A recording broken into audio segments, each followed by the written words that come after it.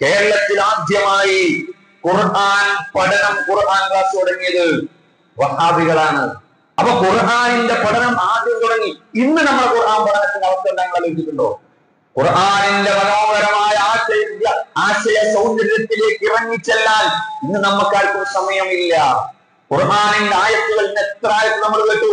ഏതെങ്കിലും ഒരു ആയത്ത് ആ മനോഹരമായ തന്റെ സൗന്ദര്യത്തിലൂടെ, ശബ്ദ സൗന്ദര്യത്തിലൂടെ ആ കുട്ടി ഇവിടെ ഓടിയപ്പോ നമസ്കാരത്തിൽ ഓടിയ ഏതെങ്കിലും ഒരായത്തിന്റെ ആശയം നമ്മുടെ മനസ്സിന്റെ ഉള്ളിൽ തട്ടിയിട്ടുണ്ടെങ്കിൽ, ഞാൻ അന്ന് പഠിച്ച ആയത്തിന്റെ അർത്ഥം ഇതാണല്ലോ, ഈ ആയത്ത് അവതരിപ്പിക്കാൻ കാരണം ഇന്നതാണല്ലോ എന്ന് നമ്മുടെ ചിന്തയിലേക്ക് വന്നിട്ടുണ്ടെങ്കിൽ ഖുർആൻ നമ്മുടെ മനസ്സിനെ സ്വാധീനിച്ചിട്ടുണ്ട് അല്പമെങ്കിലും എന്ന് നമുക്ക് പറയാം. ഇല്ലെങ്കിൽ പ്രിയപ്പെട്ട സഹോദരങ്ങളെ, ഖുർആനും നമ്മളും തമ്മിലുള്ള ബന്ധം വളരെ അകലെയാണ് എന്ന് നമ്മൾ മനസ്സിലാക്കുക. അങ്ങനെയാകുമ്പോ നമ്മുടെ മനസ്സിനെ സംസ്കരിക്കാൻ നമുക്ക് കഴിയില്ല, ഒന്നും ചെയ്യാൻ കഴിയില്ല. ഖുർആൻ നമ്മളും തമ്മിൽ, നമ്മുടെ ഖുർആൻ നമ്മുടെ മനസ്സിനെ സ്വാധീനിക്കുന്നത് 3 വിധത്തിലാണ്. അതുകൂടി പറഞ്ഞ് അവസാനിപ്പിക്കാം.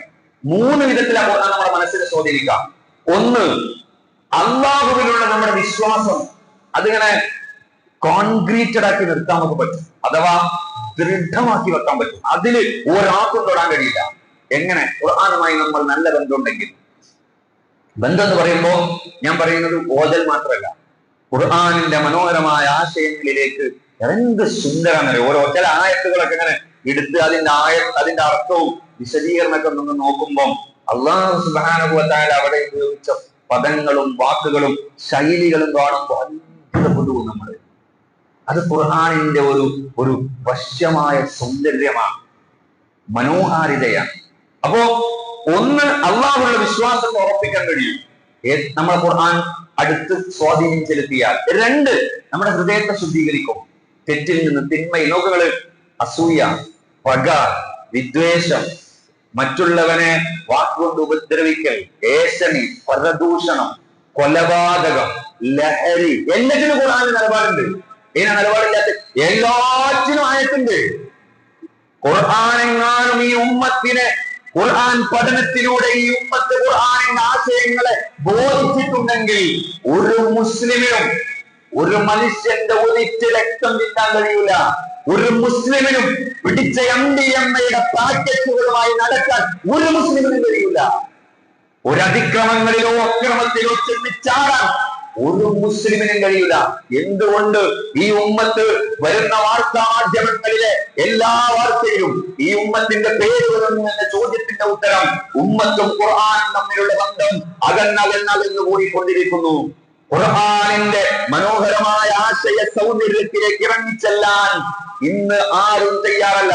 നെഞ്ചിൽ കൈവച്ച് നമ്മൾ ചോദിക്കാം, ഞാൻ എന്നോടും നിങ്ങളോടും ചോദിക്കാം, ഖുർആനിന്റെ പഠനത്തിന് വേണ്ടി കഴിഞ്ഞ ഒരു വർഷക്കാലം, കഴിഞ്ഞ റമളാൻ മുതൽ ഈ റമളാൻ വരെ ഞാൻ എത്ര സമയം ചിലവഴിച്ചിട്ടുണ്ട് എന്ന ചോദ്യം വളരെ പ്രസക്തമാണ്. അതിന്റെ ഗൗരവം അറിയണമെങ്കിൽ എന്ത് ചെയ്യണം? നിങ്ങള് സമയം ചിലപ്പോ നമ്മള് ഒന്നും ഉണ്ടാവില്ല, പൂജ്യമായിരിക്കും. ശരി, അതിന്റെ ഗൗരവം നിങ്ങൾ തിരിച്ചിരിക്കുക. കഴിഞ്ഞ ഒരു വർഷത്തിനിടയിൽ ഞാൻ എന്റെ മൊബൈൽ ഫോണിലൂടെ, അതിലെ സോഷ്യൽ മീഡിയയിലൂടെ, ഇൻസ്റ്റഗ്രാമിലൂടെ, യൂട്യൂബിലൂടെ, ഷോർട്സിലൂടെ, വാട്സപ്പിലൂടെ വീഡിയോകൾ കാണാനും മൊബൈൽ ഫോണിൽ ഞാൻ ചെലവഴിച്ച സമയം, അന്ന് ഉപയോഗിച്ച മൊബൈലാണ് ഇന്ന് ഉപയോഗിക്കുന്നെങ്കിൽ അന്ന് മുതൽ ഇന്ന് വരെയുള്ള ടൈം കിട്ടും. എടുത്തു നോക്കേണ്ടി എത്ര സമയം. ഈ അടുത്ത് ഒരു സ്വകാര്യ ഏജൻസി നടത്തിയ പഠനത്തിൽ മലയാളിയുടെ ശരാശരി സ്ക്രീൻ ടൈം 5 മുതൽ 6 മണിക്കൂർ വരെയാണ് ഒരു ദിവസം എന്നാണ് പറയപ്പെടുന്നത്. സഹോദരങ്ങളെ, ഒരു ദിവസം 5 മുതൽ 6 മണിക്കൂർ വരെ സമയം മൊബൈൽ ഫോണിൽ ചെലവഴിക്കാൻ നമുക്ക് കഴിയുമെങ്കിൽ ആഴ്ചയിൽ ഒരു ദിവസം ഈ ഖുർആൻ പഠനത്തിന് വേണ്ടി മാറ്റിവെക്കാൻ എന്തുകൊണ്ടാണ് ഈ ഉമ്മത്തിന് കഴിയാത്തത് എന്ന ചോദ്യത്തിന്റെ ഉത്തരം, പ്രിയപ്പെട്ടവരെ, ഇതിനൊന്നും നമ്മൾ വലിയ വില കാണുന്നില്ല എന്നുള്ളതാണ്.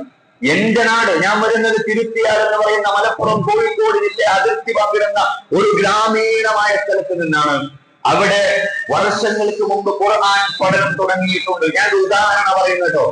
അവിടെ എനിക്ക് പരിചയമുള്ള ഒരുപാട് ഉദാഹരണമുണ്ട്. ഒരൊറ്റ ഉദാഹരണം പറയുന്നത്, ഒരു സ്ത്രീ അന്ന് തുടക്ക കാലഘട്ടത്തിൽ ഖുർആനിന്റെ പഠനത്തിലേക്ക്, അതുമായി ബന്ധപ്പെട്ട കാര്യങ്ങളിലേക്ക്, പള്ളിയിലേക്കൊക്കെ അവിടെയുള്ള വനിതാ പ്രവർത്തകർ വിളിച്ചപ്പോ ആ സ്ത്രീ പറഞ്ഞൊരു മറുപടി ഉണ്ട്. 6 കാലുള്ള മയ്യത്തിന്റെ കട്ടിലല്ലാതെ എന്നെ പള്ളിയിലേക്ക് കൊണ്ടുപോകാൻ നിങ്ങൾക്ക് കഴിയുകയില്ല എന്ന് വെല്ലുവിളിച്ച ഒരു സ്ത്രീയുണ്ട്. യാഥാർത്ഥ്യം ഞാൻ പറയുന്നത്. അങ്ങനെ പതുക്കെ ആ സ്ത്രീ ഖുർആൻ പഠനവേദിയിലേക്ക് വരുന്നു. അത് പള്ളിയിലല്ല, പുറത്തൊരു സെന്ററിലായിരുന്നു. ഖുർആൻ പഠനവുമായി മുന്നോട്ട് പോകുന്നു.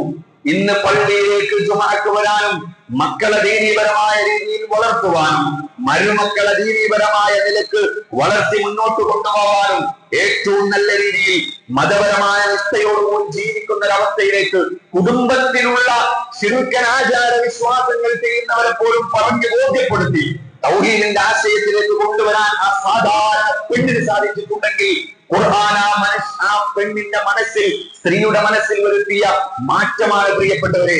എന്തുകൊണ്ട്? അതാണ് ഖുർആൻ പറഞ്ഞത്, യത്ലു അലൈഹിം ആയാതിഹി വയുസദ്ദീഹിം വയുഅല്ലിമുഹുൽ കിതാബ വൽ ഹിക്മ. ഈ ഹിക്മത്തും ഈ തസ്കിയത്തും നമ്മുടെ മനസ്സിൽ സ്വാധീനം ചെലുത്തണം. മൂന്നാമതെന്താ? ഒന്ന് നമ്മൾ പറഞ്ഞെന്താ? വിശ്വാസം ഉറപ്പിക്കും.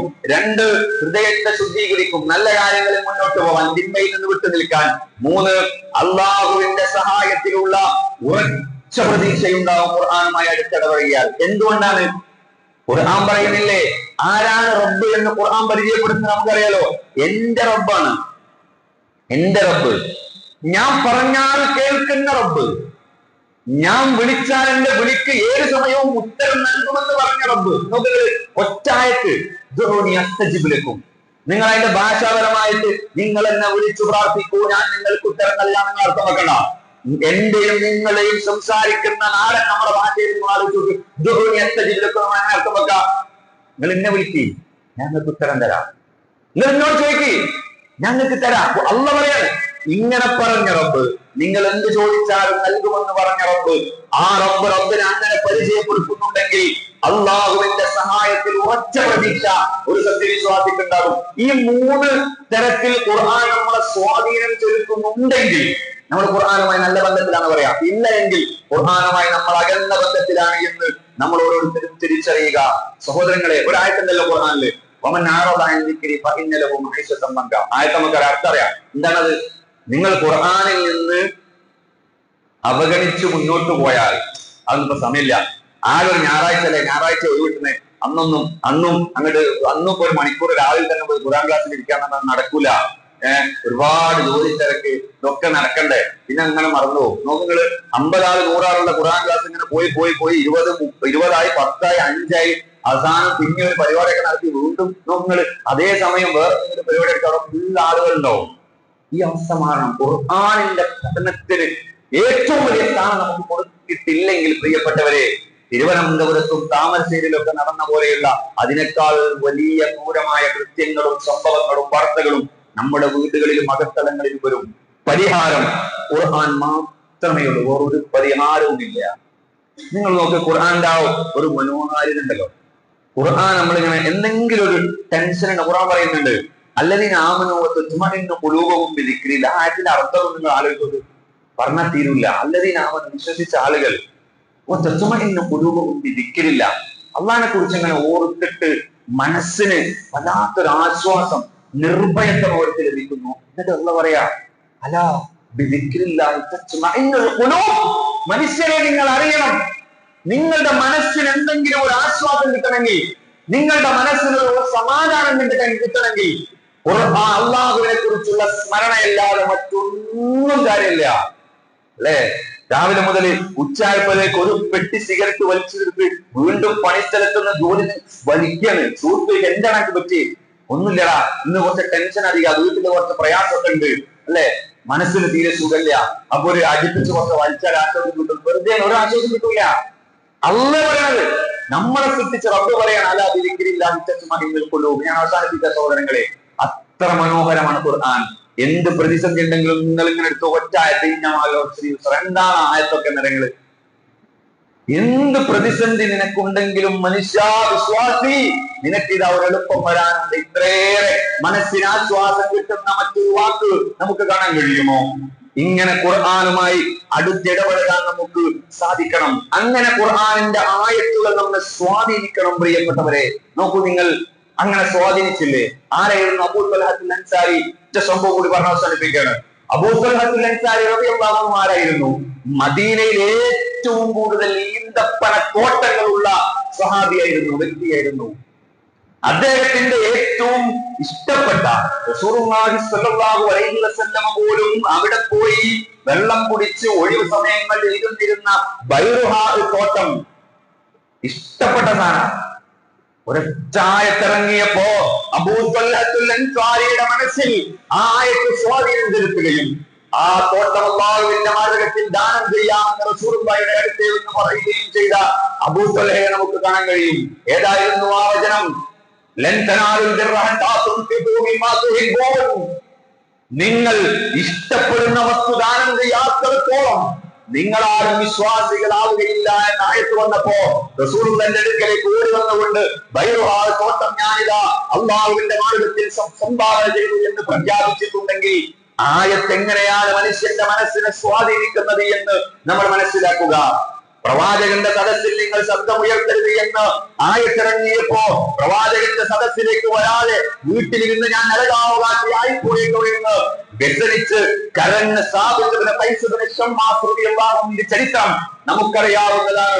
സഹോദരങ്ങളെ, അവരെ ഖുർആൻ സ്വാധീനം ചെലുത്തിയത് ഖുർആനിന്റെ മനോഹരമായ ആശയങ്ങളിലേക്ക് അവർ ഇറങ്ങിച്ചെന്നു എന്നതുകൊണ്ടാണ്. അതിന് നമുക്കും പറ്റണം. അതിനൊരേ ഒരു മാർഗമേ നമ്മുടെ മുമ്പിലുള്ളൂ, ഖുർആൻ പഠിക്കുക. നമ്മൾ പഠിച്ചിട്ടുണ്ടാവും, നമ്മുടെ മക്കളെ നമ്മൾ പഠിപ്പിക്കുക. അത് തീരൂല. ഖുർആനിന്റെ പഠനം തീരൂല. ഖുർആനിന്റെ ആശയങ്ങൾ, അതിന്റെ നുസൂലുകൾ, അതിൽ അല്ലാഹ് പറഞ്ഞത്, അതിന്റെ വിശദീകരണങ്ങൾ, ആ ഖുർആൻ കൊണ്ടുള്ള വിശദീകരണം, ഹദീസ് കൊണ്ടുള്ള വിശദീകരണം, അങ്ങനെ മുന്നോട്ട് പോവുക. ഖുർആനിലുള്ള ഓരോ അത്ഭുതങ്ങൾ, പ്രവചനങ്ങൾ, ഗൈബിയായ പ്രഖ്യാപനങ്ങൾ ഒക്കെ ഖുർആനിലുണ്ട്. നോക്കുങ്ങള്, ആകാശത്തെ കുറിച്ച്, ഭൂമിയെ കുറിച്ച്, അതുപോലെ നക്ഷത്രങ്ങളെ കുറിച്ച്, ഗാലക്സിയെ കുറിച്ച്, ഭൂമിയുടെ അകക്കാമ്പിനെ കുറിച്ച്, സസ്യങ്ങളെ കുറിച്ച്, അരുവികളെ കുറിച്ച്, ജന്തുലതാദികളെ കുറിച്ച്, എല്ലാറ്റിനെ കുറിച്ചും ഖുർആൻ പറയുന്നുണ്ട്. മനോഹരമായ ശൈലിയിൽ പറയുന്നുണ്ട്. സൂറത്ത് യൂസുഫിന്റെ മനോഹരമായ കഥാരൂപത്തിൽ ഖുർആൻ അവതരിപ്പിച്ച സംഭവങ്ങൾ, അസ്ഹാബുൽ കഹ്ഫിന്റെ സംഭവങ്ങൾ നോക്കുന്ന, അതിലൊക്കെ നമുക്ക് ദൃഷ്ടാന്തമുണ്ട് അല്ലെ? ആ അസ്ഹാബുൽ കഹ്ഫിൽ പറഞ്ഞ ആ ഗുഹാവാസികളുടെ അവശിഷ്ടങ്ങൾ നോക്കൂ നിങ്ങൾ. 1400 വർഷങ്ങൾക്ക് മുമ്പ് ഖുർആൻ പറഞ്ഞ ആ അവശിഷ്ടങ്ങൾ ഇന്നും ജോർദാനിന്റെ തലസ്ഥാനമായ അമ്മാനിൽ നിന്ന് 16 കിലോമീറ്റർ മാറിയിട്ടുള്ള ഒരു പർവ്വതങ്ങളാൽ ചുറ്റപ്പെട്ട സ്ഥലത്തെ ഗുഹക്കുള്ളിൽ ഇന്നും അവശേഷിക്കുന്നുണ്ട് ആ തലയോട്ടികൾ എന്ന് പറയുമ്പോ ഖുർആനിന്റെ ദൃഷ്ടാന്തങ്ങളിലൂടെയുള്ള യാത്ര നടത്തിയവർക്കറിയാം, കണ്ടവരുണ്ടാവും. ഇവിടെ നോക്കൂ നിങ്ങൾ, ഇങ്ങനെ അത്ഭുതങ്ങൾ നിറഞ്ഞ ശാസ്ത്ര സൂചനകൾ നൽകുന്ന ഒരുപാട് ശാസ്ത്ര വിഷയങ്ങളിൽ വിശുദ്ധ ഖുർആൻ സൂചന നൽകിയിട്ടുണ്ട്. ഒറ്റ പ്രശ്നമുള്ള ഖുർആൻ ശാസ്ത്രം പറയാൻ ഇറക്കിയ ഗ്രന്ഥമല്ല. അങ്ങനെ നമ്മൾ തെറ്റിദ്ധരിക്കരുത്. ഖുർആൻ ശാസ്ത്രം പറയാൻ ഇറക്കിയ ഗ്രന്ഥമല്ല. പക്ഷേ ഖുർആനിൽ ഇന്ന് വരെ കണ്ടെത്താത്ത ഒളിഞ്ഞു കിടക്കുന്ന പ്രപഞ്ചത്തിന്റെ രഹസ്യങ്ങൾ ഖുർആനിലുണ്ട്, കണ്ടെത്തിയതുമുണ്ട്. ഞാൻ വിശദീകരിക്കുന്നില്ല, സമയമില്ല. അതുകൊണ്ട് ഈ മനോഹരമായ നമ്മുടെ കയ്യിലുള്ള കിതാബിനെ നെഞ്ചേറ്റുകൊണ്ട് നമ്മുടെ ജീവിതത്തെ മുന്നോട്ട് നയിക്കുക. ഈ റമദാനിൽ നമ്മൾ തീരുമാനമെടുക്കുക, എല്ലാ ആഴ്ചയിലും 1 മണിക്കൂർ ഖുർആന്റെ പഠനത്തിന് ഞാനും എന്റെ കൂടെയുള്ള എന്റെ വീട്ടുകാരും ഞാനും ഉണ്ടാകും എന്ന് നമ്മൾ ഉറപ്പിച്ച് തീരുമാനമെടുക്കുക. ആരൊക്കെ ഇല്ലെങ്കിലും ഞായറാഴ്ച കല്യാണം, സൽക്കാരും, നിശ്ചയം, തക്കാരും ഒക്കെ ഉള്ള ദിവസം, പക്ഷേ ആ രാവിലത്തെ സമയം ഞായറാഴ്ച രാവിലെ 6:30 റമദാനിന് ശേഷം ഖുർആനിന്റെ പഠനം വീണ്ടും പുനരാരംഭിക്കുകയാണ്. നോക്കൂ നിങ്ങൾ, ആ ക്ലാസ്സിൽ കുടുംബസമേതം നമ്മൾ പങ്കെടുക്കുക. ഖുർആനിന്റെ മനോഹരമായ ആശയങ്ങൾ നമ്മൾ പഠിച്ചേ മതിയാകൂ. അങ്ങനെയാകുമ്പോ പ്രിയപ്പെട്ടവരെ, നമ്മുടെ മക്കൾക്ക്, നമ്മുടെ കുടുംബത്തിന് അള്ളാഹുവിലുള്ള വിശ്വാസത്തിൽ ഉറച്ചു നിന്നുകൊണ്ട്, സൽക്കർമ്മങ്ങളിൽ മുന്നേറിക്കൊണ്ട്, റബ്ബിലുള്ള സഹായത്തിലുള്ള പ്രതീക്ഷയോടുകൂടി ഉറച്ചവരോട് ജീവിക്കാൻ കഴിയും. അങ്ങനെയുള്ള നമ്മളെ മക്കൾ എവിടേക്ക് വിട്ടാലും പുതുതായി കടന്നു വരുന്ന ഒരാശയങ്ങളും ഒരു നിഷേധവും ഒരു ഭൗതികവാദവും ഒരൊന്നും അവരെ സ്വാധീനിക്കുകയില്ല. കാരണം ഖുർആനിന്റെ ആവശ്യ മനോഹരമായ ശക്തി അവന്റെ മനസ്സിനുള്ളിലേക്ക് അവനെ ലഭിച്ചാൽ ഒന്നിനും അവനെ സ്വാധീനിക്കാൻ കഴിയില്ല എന്ന് നമ്മൾ മനസ്സിലാക്കാം. അതുകൊണ്ട് ആ നിലക്ക് ഖുർആനിനോട് അടുത്തിടപഴകാൻ നമ്മൾ തയ്യാറാവാം. വിശുദ്ധ ഖുർആൻ സൂറത്തുൽ അൻഫാലിലെ 2-ാമത്തെ ആയത്തിൽ പറഞ്ഞില്ലേ, ഇന്നമൽ മുഅ്മിനൂന അല്ലദീന ഇദാ ദുക്കിറല്ലാഹു വജിലത് ഖുലൂബുഹും വഇദാ തുലിയത് അലൈഹിം ആയാതുഹു സാദത്തുഹും ഈമാനാ വഅലാ റബ്ബിഹിം യതവക്കലൂൻ. തീർച്ചയായും സത്യവിശ്വാസികളായ ആളുകൾ ഇദാ ദുക്കിറല്ലാഹ്, അവർ അല്ലാഹുവിനെ കുറിച്ച് പറയപ്പെട്ടാൽ വജിലത് ഖുലൂബുഹും, അവരുടെ ഹൃദയങ്ങൾ കിടുകിടാ വിറച്ചു പോകുന്നതാണ്. വഇദാ തുലിയത് അലൈഹിം ആയാതുഹു, അവരുടെ മേൽ ഖുർആനിന്റെ വചനങ്ങൾ ഓതി കേൾപ്പിക്കപ്പെട്ടാൽ സാദത്തുഹും ഈമാനാ, അവരുടെ വിശ്വാസം വർദ്ധിച്ചുകൊണ്ടേയിരിക്കും. അവരുടെ ഈമാൻ ഏറ്റവും ശക്തമായ നിലയിലേക്ക് മാറിക്കൊണ്ടിരിക്കും.